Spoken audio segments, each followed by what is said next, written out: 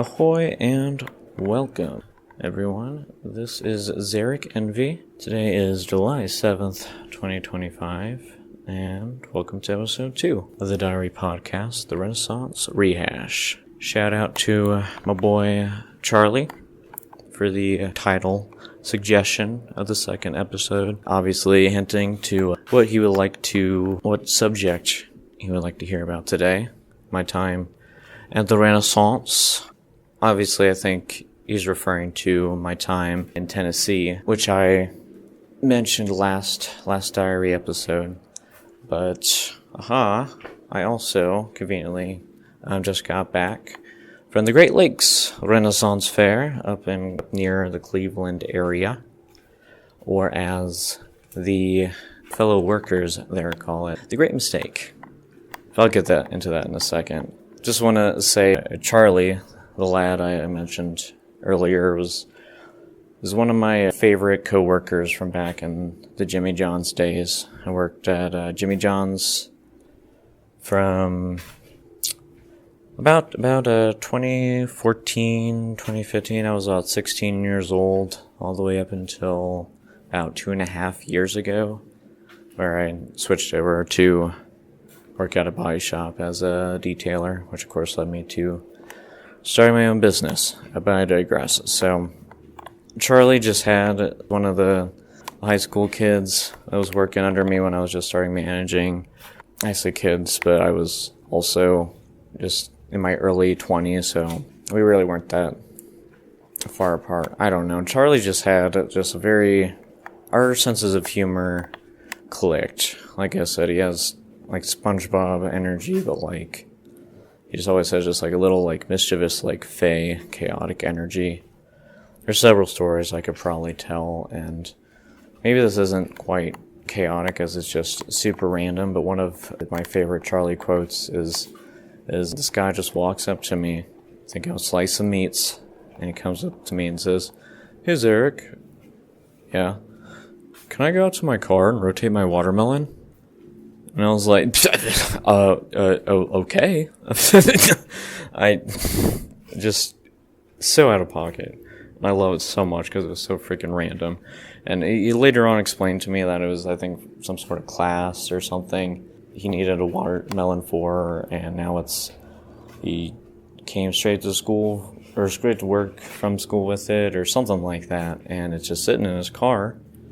And of course, if you just let a watermelon sit in a car, it's gonna get flat where it's laying on the seat. So you gotta rotate your watermelon. Of course, duh. But I was just unaware that this man had a watermelon that he needed tended to in his car. And that stuck with me into eternity. On my dying days, I'll hear Charlie ask me if he can rotate his watermelon. But yeah, I just want to give that shout out to you, Charlie. I'll never forget those goofy days. Also, shout out to Mildred the Mushroom. If you know, you know. But moving on to the Renaissance Rehash. So first off, let me talk about the Great Mistake. So it wasn't the fair itself. As a patron, if you go there, I have the feeling that you're going to have a nice time. Oddly enough, it's another fair similar to Tennessee. It's another dry fair, which if you don't even drink anyway, that's fine. That's awesome. The stings for me, just because it's good for business to have people drinking, because if they're drinking, then they want to get dangerous and throw weapons. And that's what I do. I run the knife throw wall. One of my favorite hawking lines is I see someone with a beer, I look at him, I say, "Alcohol, weapons, duh." And the amount of times I've seen someone just blank-faced, 45-degree turn walking up to me right after I say that is astounding. It's just brilliant. It's a beautiful thing. But I haven't been able to use that line since last year at a Ren. But I digress. So this fair already, it's just smaller in scope than Ohio and even Tennessee, which is smaller than Ohio, but Tennessee had, for as quote-unquote small, it's not that small, but small compared to southern Ohio, Tennessee just had a large attendance, I feel like. Every day it was just packed. It's a smaller show, smaller crowds, and this weekend in particular, they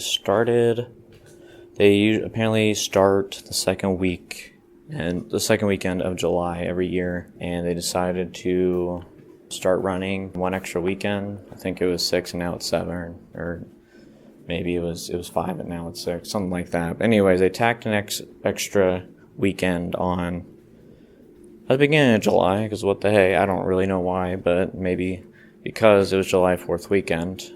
But if that was the reasoning, they had the opposite idea than what they should have ran with, because nobody came out. Nobody came out. There was a small crowd each day, but this weekend was like record-breakingly slow and small attendance. The reason why this matters to me, as the knife throw guy, I get paid commission. So however many people I have come up and thrown eyes, however much money I bring in, I get a certain percentage paid to me from that. Just to give you an example of the difference from my home show, Southern Ohio, an average day can be anywhere, and it can vary wildly, but like on the bottom, usually it's anywhere from like, say, $1,400 all the way up to double that, like $2,800. Whereas the total for that the knife through board brought in this weekend at the Great Lakes Ren Faire for Saturday was $155.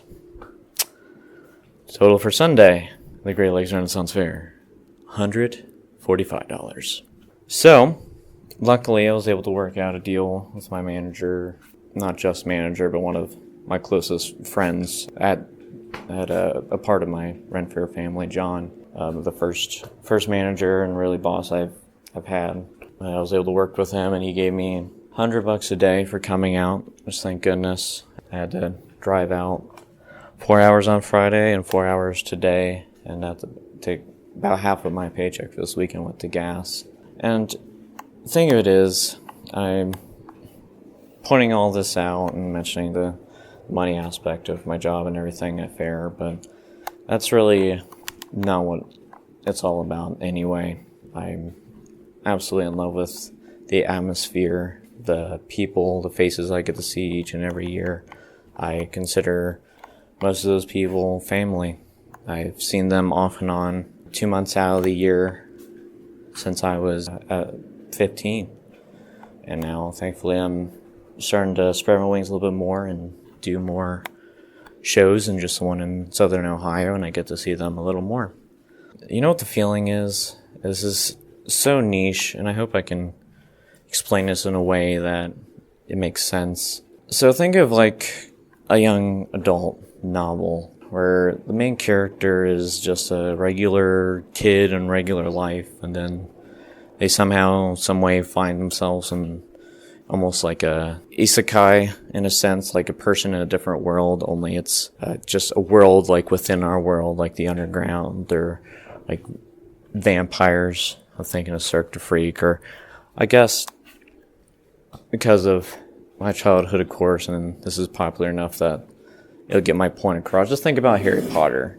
We'll just put it in that way, just for this example, so I can finally get to the point of what the hell I'm blabbering about and what this has to do with my Renaissance family. So, when Harry is during the summer or whatever, Harry's at home with the Dursleys, and it's just droll, normal muggle life under the stairs. And then all of a sudden it's time for school again, and then here's Ron Weasley banging on his bedroom door in a flying car, and he gets whisked away to a whole different world. Essentially his found family. It's that sort of feeling. It's like, oh, I'm out of the regular droll of society, and here I am in this magical place with magical people who I consider family. Some of them are closer family members than the more distant members of my actual family. Sorry, I'm having a little brain crash. Probably gonna Chippy chop, choppy chip. All right, I'm back. Sorry. So hopefully that made any amount of sense to any of you. It's just a whimsical feeling that comes with being around the energy of just the people and what that means, and not just the people I work with, but I just love hanging out with patrons. It's a world of difference dealing with customers, say at a fast food place like Jimmy John's, where they're just there to get a sandwich and get the heck out. Whereas here at Fair, they're having fun, they're having a ball, they're coming up because they want to do something fun. And I have hundreds of little interactions in a normal day with patrons that are just incredible and unrepeatable. And it's such a blessing to be able to have a just brief connection of joy. Most of the time, joy. Some people are a little salty that they, are not as good as they thought they were at throwing knives. That's okay. I try my best to make them feel good. Knives are really freaking hard to stick because it's one thing to have the right form. You can't throw it like a baseball. You have to throw it more like a dart, more of a straight up and down motion. It's one thing to get the right form, but also you have to get the right distance. It has to rotate in such a way that when it gets to the wall, it's tipped forward. And even if you have the right form, people don't always get the right rotation. I try to direct them. Okay, that I'm pretty sure that hit the wall blade up, so you want to get a little bit further back or throw a little softer, or it's blade down. Throw a little harder or get closer, and they only have 5 chances. So it's not always enough time to get people there. Sometimes it does work, especially if I can at least get them to get one in the board. Awesome. I've done my job, and they're usually satisfied with that just because they finally stuck one. But it's also really hard when, especially at like Southern Ohio, where I have a busy day, full counter. I've had as many as, I think, 14 to 16 people throwing at once. And at that point, you just bark out, the whole legion of people, how to throw a knife, kind of throw out a couple more extra caveats, because you cannot monitor half of those people and direct their 5 shots to where they can improve. But yeah, I had a little bit less of that here at this fair, at least on the patron side. I think I did the math, I only had about 30 people or so each day. At Tennessee or Ohio, or Southern Ohio I should say, I would have 30 people before noon, double that sometimes. So really, it was just me hanging with my buds, Snowflake to my right on axes, Chris on my left on stars. It's just, we're just hanging out. All the games people were kind of squished together in that little forest area, so it was just one big hangout. And I'm like, oh hey, oh my gosh, people, yay, come play games with us. And since we're so used to having a big crowd, and we're so freaking thirsty for money, everyone starts barking out and honking, like, hey, give us money, come over here, hey. I feel like a lot of people are like, oh my god, I'm gonna get the frick out of here, away from these freaks. So the second day I was a little less gung-ho about reeling people in. I still was, I was just trying to be more tactful. Because man, what a show. What a show. But moving on to the Tennessee show, that was a much more incredible, amazing experience. I quit my job at the detailing shop to pursue owning my own detailing company, as well as, basically running away, joining the circus, or in this case, Renaissance Festival, which I was free to go to the Tennessee Fair for the full 4-weekend run in May, where in the past I missed last year, but the 2 prior years I've gone down there during Memorial Day weekend to make the trip worth it. I go on the last weekend since it's 3 days instead of just a normal 2. But this year, because I was able to quit my job, I was able to go out the full run. I would drive an hour south to Kentucky to meet up with my friends Junkyard and Alyssa. Met them at their house, Kentucky, right over the bridge of Cincinnati. Jump in their car, drive on south. After the first weekend, we'd make a tradition to go to a place called Cookout, which is my absolute favorite fast food restaurant chain that we do not have yet here in Ohio. It was so cheap, like $10 a meal, and you get 2 sides, a burger, and a drink. Well, a main tray item, 2 sides, and a drink. They have like 40, 50 different shake flavors.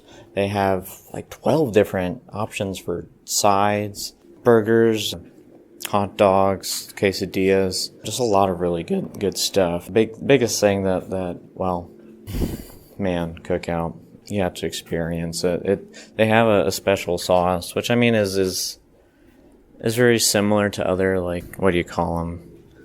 Let's just quote unquote special sauces like Cane's right now. Now, you know, KFC has their own special sauce. Everyone has their own quote unquote special sauce or fry sauce. It's kind of imitation of Cane's, but cookout sauce has its own kind of distinct flavor, even though it's similar to that. It's a little more tangier, and it's just addictive. Maybe a little bit of its appeal is that I can't get it here in Ohio. So we were addicted. We probably went there twice each time, at least. So that would be, what, 2, 4, 6, 8, at least. Well, we only went once the first time. Maybe we went like 3 times a weekend. So maybe it was still like 8 times. In 1 month we went to cookout. And I probably would have went more times if I could, just to squeeze all the cookout time I could. But that was just one highlight. I really enjoyed spending time with my friends Junkyard and Lissa. Just this couple that are also part of a Ren Faire family just click. Just really click. There are also a couple of goofballs. We just kind of work as a little goofy little neurodivergent trio. Well, unfortunately, Nova stayed behind to tend to her day job.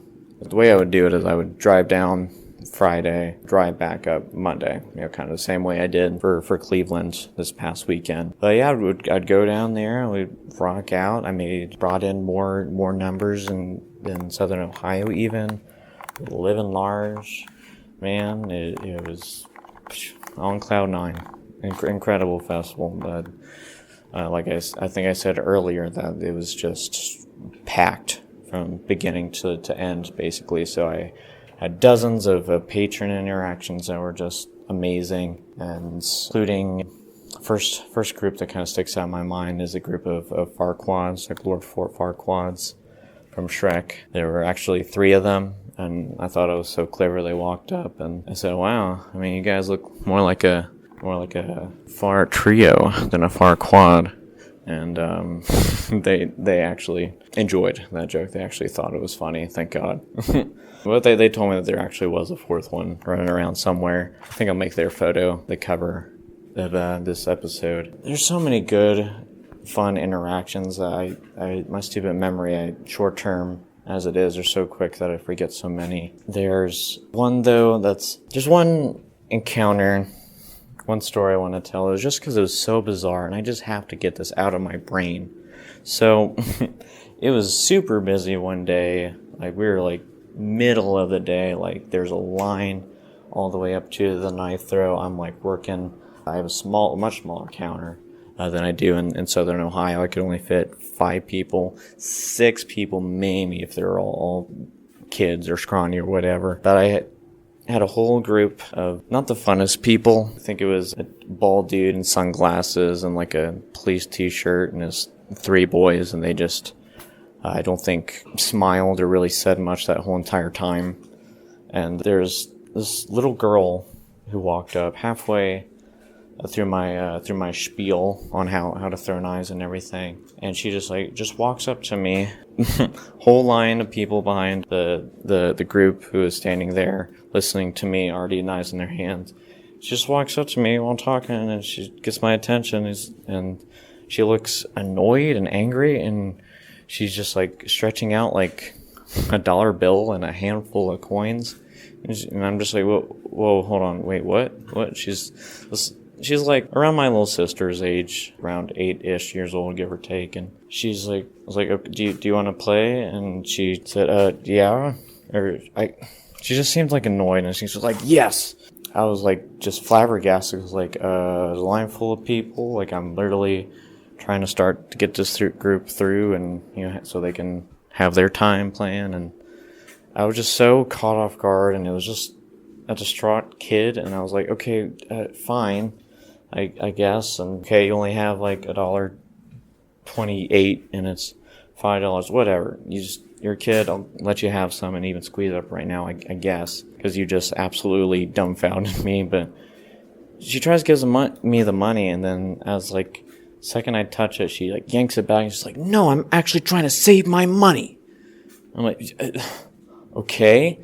And it's like, as I'm having this absolute bizarre world encounter, I think one of the boys at the counter waiting to throw just kind of just gives like a huff, like huff, and just of agitation, like I know it's a kid, I know this is weird, and I know your guys are trying to get through and have fun and on to the next thing, but I don't know how it resolved. It went from her being like I want to play, no, I want to save my money. I was like, okay, well, you can play, just get the right amount of money or something like that. I think I told her to get money from her mom or something to that effect. I know I sent her away, and then she finally came back with the right amount of money. She like marched up, and she still had this like just grumpy, like angry face, and like pointing it at me. And I had this next group come up, and I was like, okay, awesome, go to the end of the line and wait. And then she gave me another big old huff, and that was the last I saw of her. I was just more confused about that whole encounter experience than anything. I was just so flabbergasted. It just completely, that girl just broke all the social norm laws, and just like, I don't know how to explain it. It was just so bizarre, and I just hope that, I wish that little girl the best. I don't understand why she was so frustrated and angry, but I also did not once even see her family off in the background, so I have no idea what her life is like with her family, or why she's just so agitated, even just having calm interaction. I don't know. That was just one of the weirder experiences I had. But, oh goodness, the unedited version, which if you haven't noticed, I definitely have edited this because my brain's pooped out, and I've had to just fog it out until the next part of my rambling comes out of my brain. But the recording end of my recorder says I've been doing this for 28 minutes. So I'm going to wrap it up by saying I went to Buc-ees for the first time in my trek somewhere along the way in Kentucky, and man, that place is overstimulating.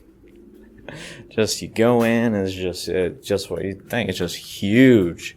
Absolutely huge. Wall to wall, Buc-ee merch, everything you can imagine. You go in, and they just have a bakery and a deli, and they have like barbecue briskets and other barbecue sandwiches, like a barbecue kitchen aisle where they were all basically singing sea shanties while they were barbecuing. It was one hell of an experience. First time in there, it was just a sea of people. There was even this family that were either Mennonites or Amish. There's that old fashioned clothing. I was like, my gosh, especially those kids. I wonder what's going through their mind right now. But I will say that brisket sandwich was pretty dang good.